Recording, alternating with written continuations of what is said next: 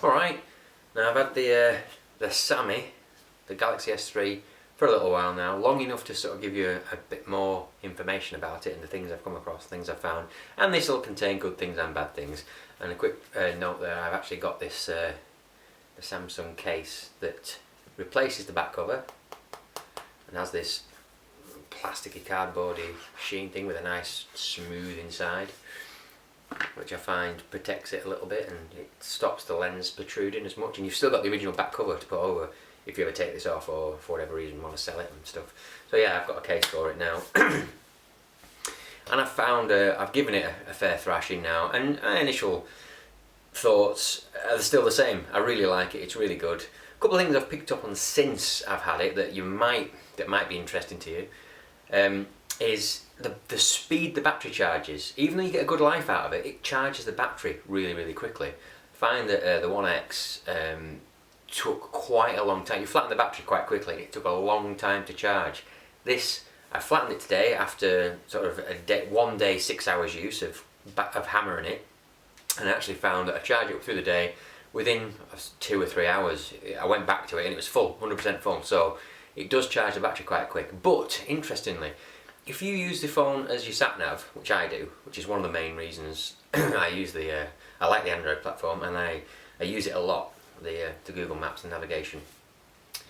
I found out by reading around and poking through forums and whatnot, if your phone is 100% flat and you connect it to your cigarette lighter adapter in your car and you use the sat nav, apparently, now I mean this could be wrong, but I'm fairly confident it's correct, it draws about 700 milliamps of power from your car, from your socket, because the screen's on, the GPS is on, it's streaming the maps down through the data, and it's processing the 3D image and it's finding the location, so it's doing quite a lot. Now apparently most cars here in the UK anyway, according to the various sources that I read, only give out about 500 milliamps of power. So what that basically means is it's using more power than it's getting through the mains. Now this has probably been the case for every Android phone I've had, going back to the Galaxy S2 and the HTC One X, because I've noticed when I got to a job or when I got to the end of the road and I unplugged it, battery wasn't full, and I didn't really sort of pay any attention to it. But if you know where you're going, you know you want to use the sat nav right at the end because you know the general direction of where you're going, or you're quite familiar and you just need it for a bit of help.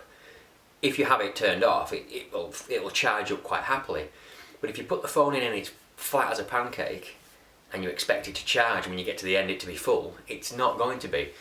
In fact, my girlfriend's got the Galaxy S2 and she found that it was fairly empty battery the other day, and it'll do that thing that all Android phones seem to do, is it'll turn on when you give it a bit of power and it'll go, oh actually, bleep bleep, there's not a great deal of power in, turn itself off again, fire it up again, and it boots back up and there's yeah, it looks around like that, like phones do, and it died again.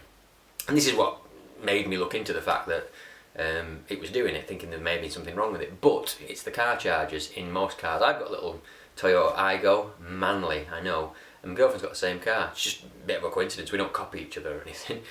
But yeah, if you're using it for your sat nav and you're powering it from an Aygo, or most other cars, so they say, it's going to take more power than the charger's giving it. But what that means is it causes the battery to drain really slowly. So if you've got a good chunk of power in there, you should be okay.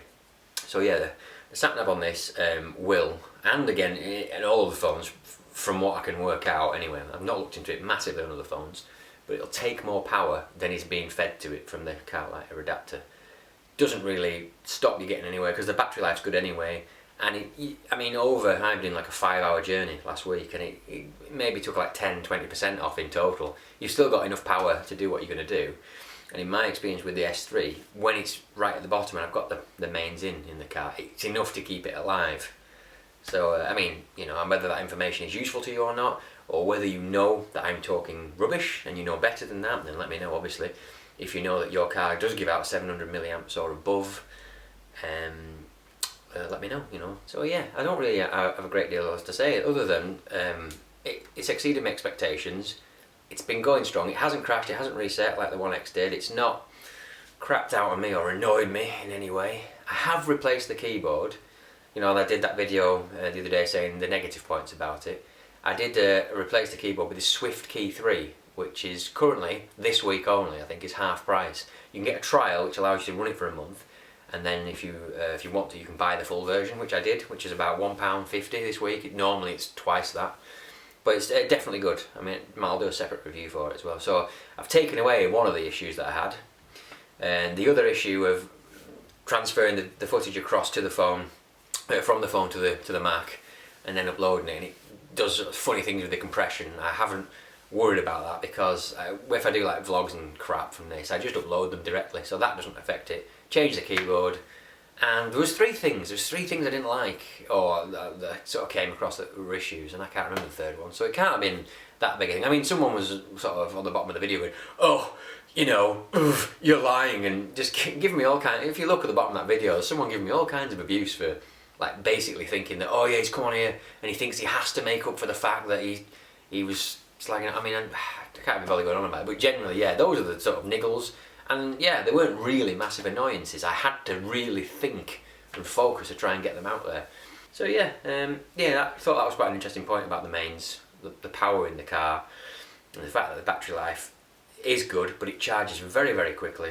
So yeah, just a quick update for you. I've just said that, I think I've said that 3 times now, so I'm going to shut up because it's going to turn into a long update, isn't it? Let's face it. But yeah, I'm going to go now. So thanks for watching. Take care now. Bye bye then.